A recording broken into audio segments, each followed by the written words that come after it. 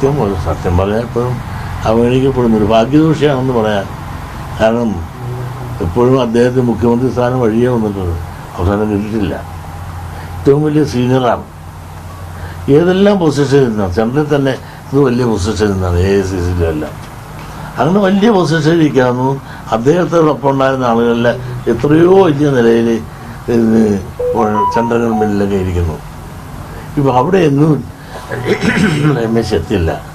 അദ്ദേഹം ഇപ്പോഴും അയൽപ്പാട് കിടക്കേണ്ട ഒരു ദുരവസ്ഥയാണ്.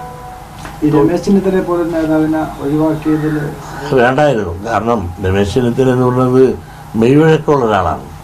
എല്ലാവരും ഇപ്പം തന്നെ ഈ ഭരണകേറ്റ് എത്ര നാളിത് യോജിച്ചു പോകുമെന്ന് നമുക്ക് കണ്ടറിയാം. ഞാനതിനെ തല്ലി പിരിയണമെന്ന് ഞാൻ ആഗ്രഹിക്കുന്നില്ല, ഞാനങ്ങനെ പറയുന്നില്ല. എന്നാലും വളരെ നയപരമായി പക്വമായി എല്ലാവരും നയിച്ചു കൊണ്ടുപോകാനുള്ള മെയ്വഴക്കവും ഉള്ള ആളും മിസ്റ്റർ രമേശ് ചെന്നിത്തലയാണ്.